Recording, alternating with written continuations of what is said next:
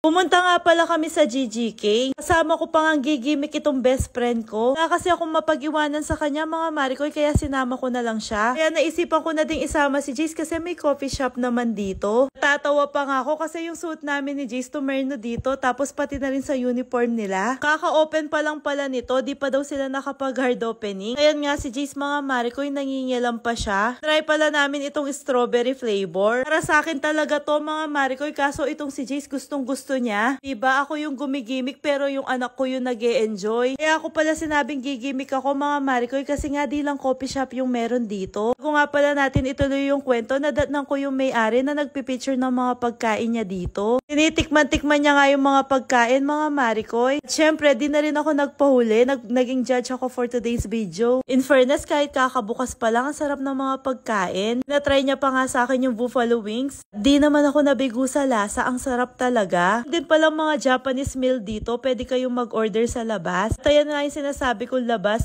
ng coffee shop. Bago nga kami umalis sa coffee shop, ayan papakita ko na muna sa inyo kung gaano ka-aesthetic. At dahil din sa sobrang linis, napakagandang tignan. Ayan nga yung tagalinis nila, si Jace. Kung ba sa batang to, parang siya na yung laseng. Sabi ko naman sa kanya, papunta pa lang tayo sa exciting part. At ito na nga yung exciting part mga Marikoy, itutuloy na natin yung pag-gimmick. Syempre mga Marikoy, nag-order ako ng isang shot ng Jack Daniels. Sobrang excited ko, di pa pala tapos mag-mix si ate. Nag-uumpisa pa lang ako mga Marikoy, kaso itong anak ko niyayaya niya ako. Sabi ko, saan mo ba gustong pumunta? Kanina pa kasi siya pabalik-balik dito sa Navi. Sensya na, di ko na na-research kung anong ibig sabihin nun. Papasok na lang kami para malaman natin kung anong meron dito. Sabi, parang I remember the days. Yung mga araw na nakikipag-inuman ako sa mga barkada ko, tapos sayaw-sayaw lang. Akala mo, ang galing-galing mong sumayaw. So mga Marikoy, ayan na nga yung Navi. At ayan na nga yung pag-gimmick na sinasabi ko. Kaso nga lang, open lang yung Navi tuwing Wednesday hanggang Sunday. Tapos may mga kwarto din pala dito na pwede ka mag-videoke. Isang lugar lang, ang dami mo nang pwedeng gawin. Rated nga pala to sa Pulong Kakutod, Angeles, Pampanga.